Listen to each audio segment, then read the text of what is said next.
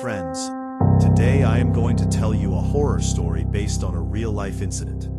This story happened in Kathmandu to a night ride driver, and even today, no one has been able to explain what he experienced.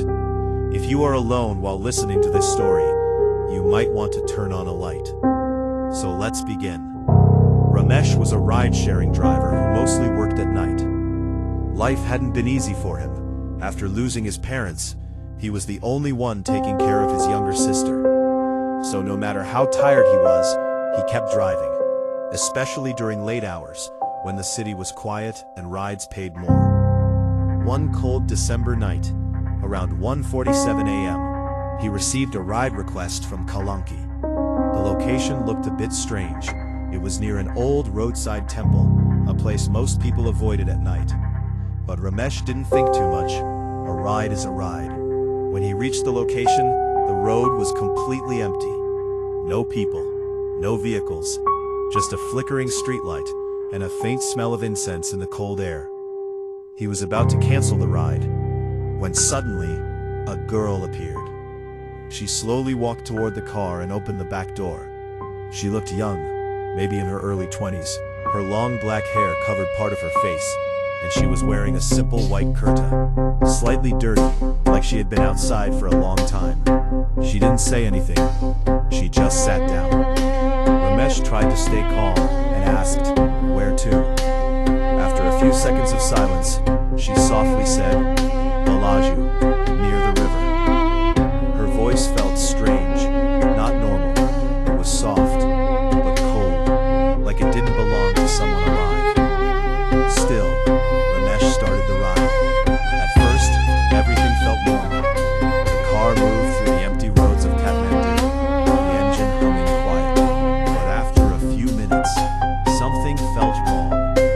Ramesh looked into the rearview mirror. The girl wasn't blinking. Her eyes were wide open, completely still, staring directly at him. He adjusted the mirror, thinking maybe he was imagining things, but no, she was still staring, and somehow, her face looked closer than before. Ramesh's hands tightened on the steering wheel. To distract himself, he turned on the radio, but instead of music, there was only static, loud, broken static, and beneath it, he heard something else, a faint sound, someone crying. He immediately turned the radio off. The silence became heavy.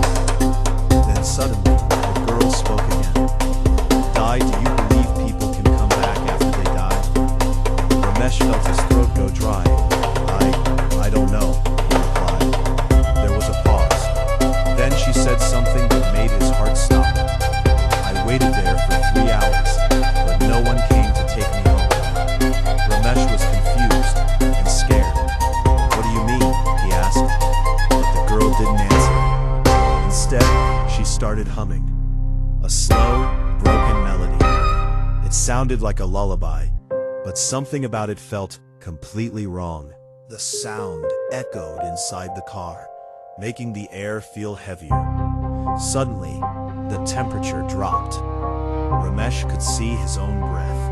The windows began to fog up. Then, the GPS screen glitched and went blank. The headlights flickered. The steering wheel felt heavier. He tried to press the brakes, but they didn't respond properly. "Please stop the car," the girl whispered.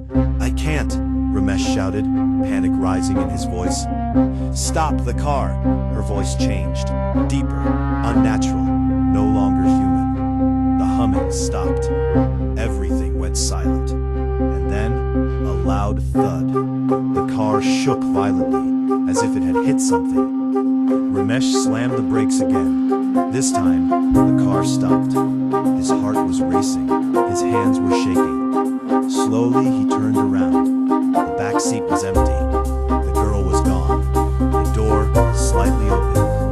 Ramesh quickly got out of the car, looking around in fear. The road was still empty. Then his eyes fell on something near the roadside. A tree. Tied to it, a small faded photograph. He slowly walked closer. When he saw the picture,